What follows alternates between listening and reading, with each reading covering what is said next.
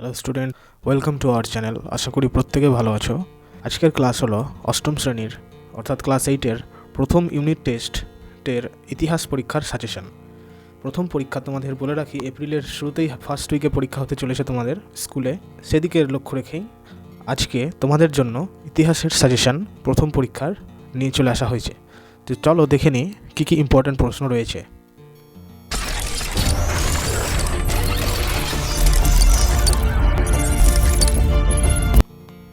প্রথম প্রশ্ন হলো, একটি বাক্যে উত্তর দাও। প্রথম প্রশ্ন নাম্বার 1, ঔরঙ্গজেবের পর ভারতের সিংহাসনে কে বসেন? ঔরঙ্গজেবের পর ভারতের সিংহাসনে কে বসেন? এটা মুঘল ইতিহাস থেকে প্রশ্ন তোলা হয়েছে। তো এটার উত্তর হচ্ছে বাহাদুর শাহ। নেক্সট তারপরে প্রশ্ন যে মুঘল বংশের সর্বশেষ সম্রাট কে? অর্থাৎ মুঘল যে রাজত্ব বা মুঘল সাম্রাজ্য যেটা তোমরা পড়েছো মুঘল বংশ, তো সেই বংশের সর্বশেষ সম্রাট কে ছিলেন? তো সবচেয়ে শেষ সম্রাট ছিলেন দ্বিতীয় বাহাদুর শাহ। নেক্সট প্রশ্ন, বাংলায় বর্গী আক্রমণ শুরু হয় কার সময়কালে? কার সময়কালে বাংলায় বর্গী আক্রমণ শুরু হয়েছিল? তো এটার উত্তর হচ্ছে আলীবর্দী খানের সময়কালে। নেক্সট প্রশ্ন ইম্পর্টেন্ট যেটা সব থেকে, সেটি হলো যে কলকাতার নাম আলীনগর রাখেন কে? তো কলকাতার নাম চেঞ্জ করে আলীনগর রেখেছিলেন সিরাজ উদ্দৌলা। নেক্সট ইম্পর্টেন্ট প্রশ্ন যে অন্ধকূপ হত্যার প্রচারক কে ছিলেন? অর্থাৎ যে অন্ধকূপ হত্যা সম্পর্কে তোমরা অলরেডি ইতিহাস পড়েছ, তো সেই অন্ধকূপ হত্যা কে প্রচার করেছিলেন? অর্থাৎ এই গুজবটি কে রটিয়েছিলেন? তো এটার উত্তর হচ্ছে হলওয়েল। নেক্সট তারপরে প্রশ্ন যে অধীনতামূলক মিত্রতা নীতি কে চালু করেন? তো এটার উত্তর আনসার হবে লর্ড ওয়েলেসলি। সত্যবিলোপ নীতি কে চালু করেন? লর্ড ডালহৌসি। নেক্সট তারপর 8 নম্বর প্রশ্ন, ঔরঙ্গজেব কত খ্রিস্টাব্দে মারা যান? আশা করি এটা সবাই পারবে উত্তর। এটার উত্তর হলো 1707 খ্রিস্টাব্দে।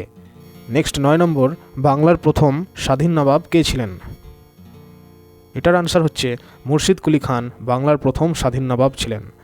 নেক্সট প্রশ্ন যে 76-এর মন্বন্তর কবে হয়? তো 76-এর মন্বন্তর হয় 1770 খ্রিস্টাব্দে 76-এর মন্বন্তর হয়েছিল। পেশোয়া শব্দের অর্থ কী? তো পেশোয়া শব্দের অর্থ হলো প্রধানমন্ত্রী। এই প্রশ্নটা ইম্পর্টেন্ট প্রশ্ন, পরীক্ষায় আসার মতো, 11 নম্বরের। নেক্সট তারপরে প্রশ্ন আছে যে কত খ্রিস্টাব্দে দ্বৈত শাসন ব্যবস্থার অবসান ঘটে?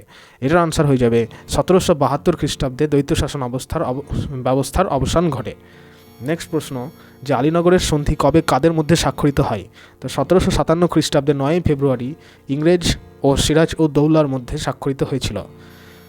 অধীনতামূলক মিত্রতা নীতি কে প্রথম গ্রহণ করেন? তো এটার আনসার হবে অধীনতামূলক মিত্রতা নীতি প্রথম গ্রহণ করেন হায়দ্রাবাদের নিজাম। আলীনগরের নামটি কার দেওয়া? তো একটু আগে তোমাদের বললাম এটার আনসার, আলীনগরের নামটি সিরাজউদ্দৌলার দেওয়া হয়েছিল। মানে সিরাজউদ্দৌলা আলীনগর নামটি দিয়েছিলেন কলকাতার নাম চেঞ্জ করে।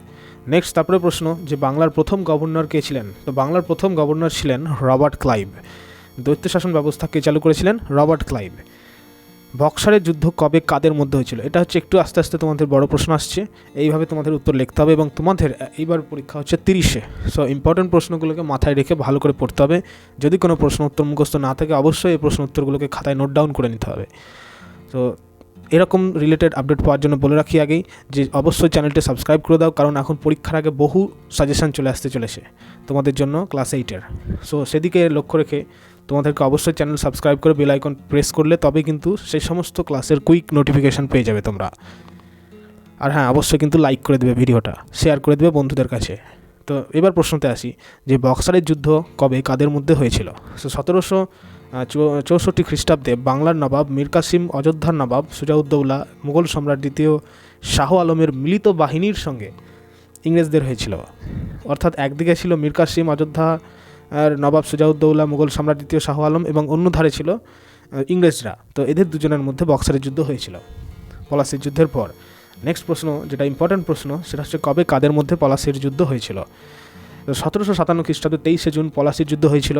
বাংলার নবাব সিরাজউদ্দৌলা এবং ইংরেজ সেনাপতি রবার্ট ক্লাইভের মধ্যে এই যুদ্ধটি হয়েছিল। নেক্সট তারপরে প্রশ্ন যে দস্তক কী? এটা ভেরি ইম্পর্টেন্ট প্রশ্ন। তো 1717 খ্রিস্টাব্দে ফারুকশিয়ার ইংরেজদের বাৎসরিক 3000 টাকার বিনিময়ে বাংলায় বিনা শুল্কে বাণিজ্যের অধিকার প্রদান করেন।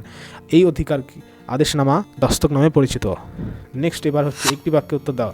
ভারতে আগত বাণিজ্যিক সংস্থার নাম লেখো। তো এটার উত্তর হবে east India company. Madras east India কোম্পানির ঘাঁটি নির্মাণ করে কত খ্রিস্টাব্দে?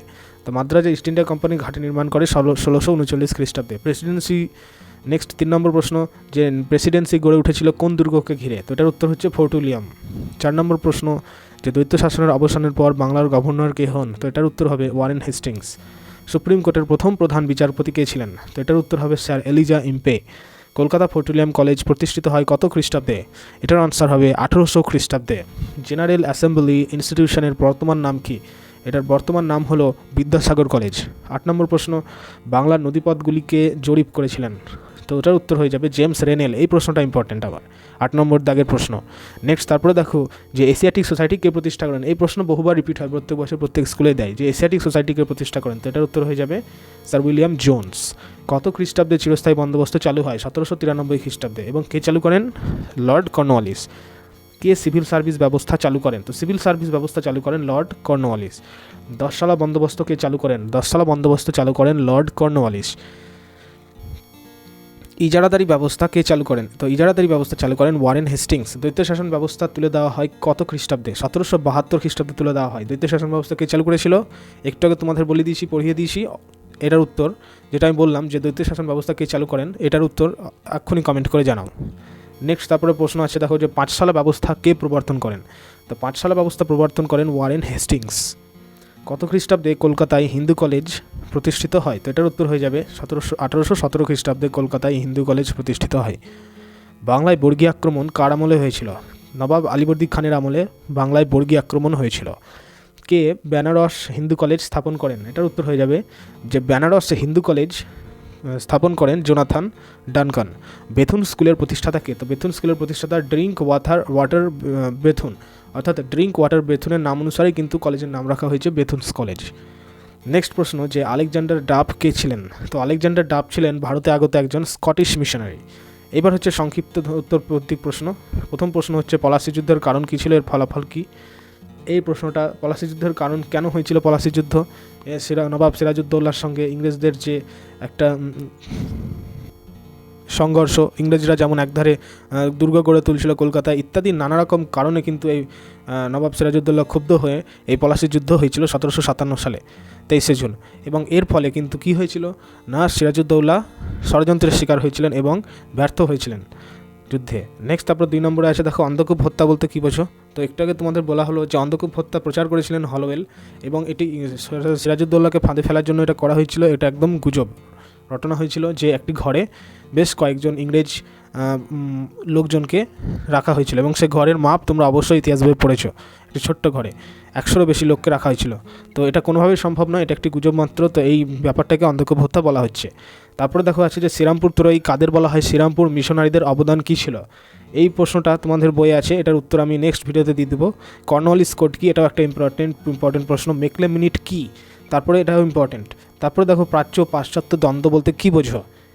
পিটের ভারত শাসনের গুরুত্ব কী? এবং 8 নম্বরের প্রশ্ন আছে যে ভারতে ইংরেজ কোম্পানির আমলে পাশ্চাত্য শিক্ষা প্রসারে খ্রিস্টান মিশনারিদের ভূমিকা উল্লেখ করো। এই যে 8টা প্রশ্ন দেওয়া হলো, এই 8টা প্রশ্ন কিন্তু খুবই ইম্পর্টেন্ট প্রশ্ন। তোমাদের এখানে বলে রাখি, পরীক্ষায় আসবে মেকলে মিনিট, তারপরে পিটের ভারত শাসন আইন, এবং এখানে আসবে প্রাচ্য পাশ্চাত্য দ্বন্দ্ব বলতে কী বোঝো। আর এদিকে ইম্পর্টেন্ট অন্ধকূপ হত্যা কাকে বলে, কর্নওয়ালিস কোড কী। এই প্রশ্নগুলো কিন্তু পরীক্ষায় 100% আসবে। তো এগুলোর উত্তর এই ভিডিওতে হচ্ছে না, কারণ এই ভিডিওতে এগুলোর উত্তর দিলে অনেকটা বড় হয়ে যাবে ভিডিও। আমি নেক্সট ভিডিওতে তোমাদের দিয়ে দেবো। সেই কারণে বলছি অবশ্যই চ্যানেলটি সাবস্ক্রাইব করে রাখো যদি তোমরা নেক্সট ভিডিওর কুইক আপডেট পেতে চাও। এবং হ্যাঁ, অবশ্যই কিন্তু লাইক করে দিয়ে বন্ধুদের কাছে শেয়ার করে দাও। খুবই ইম্পর্ট্যান্ট একটি ক্লাস এটা আছে, তোমাদের ইতিহাসের ক্লাস। নেক্সট তারপরে দেখো আছে যে জরিপ কি? যে কোম্পানির শাসনকালে জমি জরিপের জন্য যে ব্যবস্থাগুলি গ্রহণ করা হয়েছিল তা লেখো। তারপরে প্রশ্ন, যে দ্বৈত শাসন ব্যবস্থা পলাশীর লুণ্ঠন কাকে বলে? হ্যাঁ, এটাও একটা কিন্তু ইম্পর্টেন্ট প্রশ্ন, পলাশীর লুণ্ঠন কাকে বলে। আর ফারুকশিয়ান ফরমানের টিকাটা মুখস্থ তোমাদের রাখতেই হবে। আর বন্দিবাসের যুদ্ধের সম্পর্কে তোমাদের জানতে হবে। এইগুলো হলো প্রশ্ন সাজেশন ইতিহাসের, যেগুলো খুবই ইম্পর্টেন্ট প্রশ্ন। এই বড় প্রশ্ন মানে এই যে 11টা প্রশ্ন তোমাদের দেওয়া হলো, এই প্রশ্নগুলোর উত্তর আমি নেক্সট ভিডিওতে অবশ্যই আনছি। তোমরা রেডি থেকো। এই আজকের যে প্রশ্ন উত্তরগুলো দিয়ে দেওয়া হলো, ছোটো প্রশ্ন উত্তর, এমসিকিউ আসবে এগুলো থেকে, এসএকিউ টাইপ যেগুলো দেওয়া হলো বা 2 নম্বরে যেগুলো দেওয়া হলো, এগুলোকে ভালো করে মুখস্থ করে নাও। নেক্সট এবার 3 নম্বরের প্রশ্ন বা 4 নম্বরের প্রশ্ন, যেটা তোমাদের রয়েছে 20 থেকে 30টি বাক্যে লিখতে হবে, শব্দের মধ্যে লিখতে হবে, 60টা শব্দ, 50-60টা। তো ওই রিলেটেড ক্লাসটি আনা হচ্ছে আগামী ভিডিওতে। সো থ্যাংক ইউ, সবাই ভালো থেকো, পড়াশোনা মন দিয়ে।